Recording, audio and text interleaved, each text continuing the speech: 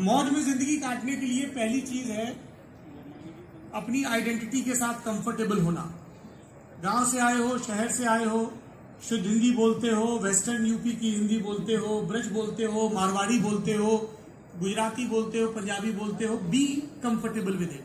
नई लैंग्वेजेस सीखो। भारत में वैसे भी मेरा व्यक्तिगत तौर पे मानना है कि हर भारतीय को अपनी मातृभाषा से इतर कम से कम एक भारतीय भाषा और सीखनी चाहिए। जैसे मेरी मातृभाषा बुंदेली है, पढ़ाई की भाषा हिंदी रही, काम के सिलसिले में और आगे के अध्ययन के सिलसिले में मुझे अंग्रेजी पढ़नी पड़ी और इन दिनों में मराठी भाषा सीखने का जतन कर रहा हूं। एक भारतीय भाषा और सीखें, ये तो पहली चीज हो गई।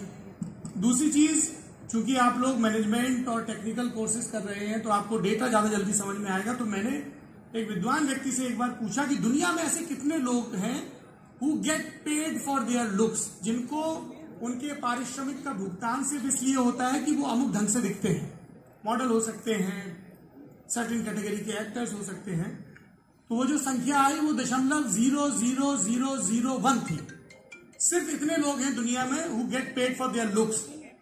बाकी जो लोग हैं वो स्वस्थ रहने पर तो ध्यान दें, पर वो बहुत ज्यादा कॉस्मेटिक के चक्कर में, बहुत ज्यादा करेक्शन के चक्कर में ना पड़े, खासतौर पे तब जब आप अपनी नींव भर रहे हैं। ये मेरा दूसरा सुझाव है। और तीसरा, और नहीं हचक के सर्दी पड़ती है, ज्यादातर देशों में बर्फ दिखती है, कुछ घास के मैदान होते हैं।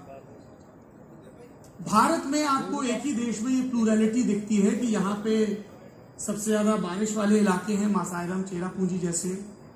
भयंकर सूखी ठंड वाले इलाके हैं जहां हींग का पौधा पनप जाए, जैसे लेह। भयंकर उमस वाले इलाके हैं जो हमारे तटीय इलाके हैं। और इन सब के बीच में सघन वन भी है और रेगिस्तान भी है। और सवाल सिर्फ ज्योग्राफी का नहीं है, सवाल वेदर का भी है और सवाल मान्यताओं का भी है। आप जब एक बड़े इंस्टीट्यूट में पढ़ने के लिए आते हैं तब आपके पास दो विकल्प होते हैं। एक, अपने जैसे लोगों से दोस्ती कर लो। साहब हम तो राजस्थान से हैं तो हम राजस्थानियों के साथ घूमेंगे, हमारा एक छोटा गैंग बन गया है। लड़कियों ने कहा लड़के तो ऐसे बकवास से होते हैं, मैं सिर्फ लड़कियों में घूमूंगी। बिहार के लड़कों ने एक अपना ग्रुप बना लिया, भाषा के बेस पे ग्रुप बना लिए, कुछ लोगों ने रिलीजन या कास्ट के लेवल पे भी ग्रुप बना लिए। ये नितांत मूर्खता की बात है। आप एक बड़े इंस्टीट्यूट में आए हैं अपने दिमाग के खिड़की दरवाजे खोलने के लिए। ये बड़ा जरूरी है कि आप अलग अलग मान्यताओं, अलग अलग प्रांतीयताओं, अलग अलग भाषाओं से आने वाले लोगों से और अलग अलग जेंडर के लोगों से दोस्ती करें। क्योंकि जितना आप क्लासरूम में अपने टेक्निकल कोर्सेज के बारे में सीखेंगे उससे कहीं ज्यादा आप दुनिया और दुनियादारी के बारे में इन दोस्तियों के जरिए सीखेंगे। यदि आपका एक मणिपुर का दोस्त होगा तो आपको पता होगा कि मणिपुर के ब्लॉकेड का मतलब क्या होता है। यदि आपका एक कोस्टल तमिलनाडु का दोस्त होगा तो अखबार में सिंगल कॉलम की खबर अगर छपी होगी कि कुछ मछुआरे श्रीलंका की नौसेना ने पकड़ लिए या उनके कोस्ट गार्ड ने पकड़ लिए, तो ये आपके कंसर्न का हिस्सा होगा। यदि आपका मेघालय का एक दोस्त होगा, पंजाब का एक दोस्त होगा, उत्तराखंड का एक दोस्त होगा, तो भूस्खलन और ऑल वेदर के नाम पे हो रही सारी चीजें आपको जायज नहीं लगेगी। यदि आपको राजस्थान का एक दोस्त होगा तो आपको पता होगा कि वर्षा के जल का संचयन, रेन वाटर हार्वेस्टिंग कितनी जरूरी चीज है। यदि आपके अलग अलग मतों के दोस्त होंगे तो आपकी किटी में, आपके झोले में मनाने के लिए ज्यादा त्योहार होंगे। यदि आपके दूसरे जेंडर के लोगों से दोस्ती होगी तो आपको उनके कंसर्न पता होंगे।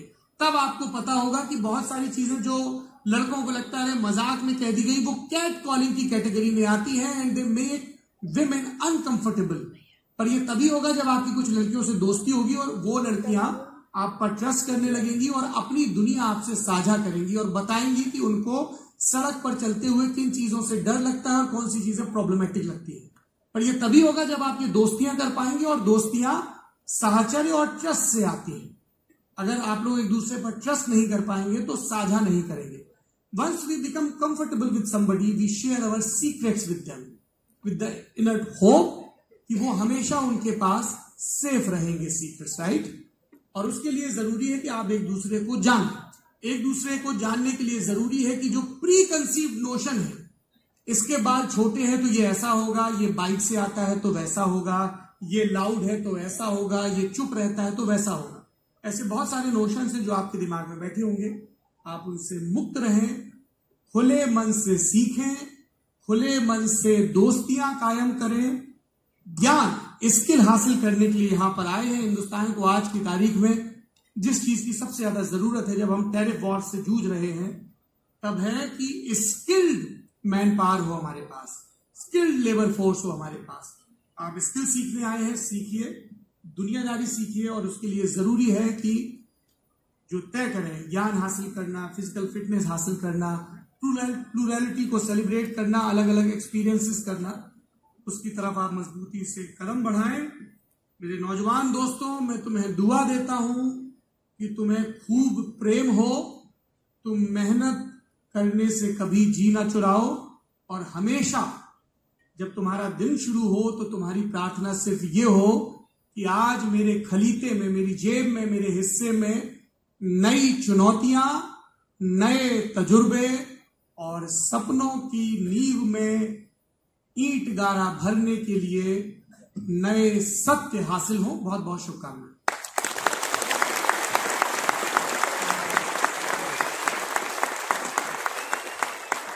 बहुत बहुत शुक्रिया सर आपका। बहुत सरलता और सहजता से आपने हमारे बच्चों को संबोधित किया, और आपके शब्द बहुत बहुमूल्य हैं उनके लिए, जो हमेशा उनके मस्तिष्क पे अंकित रहेंगे।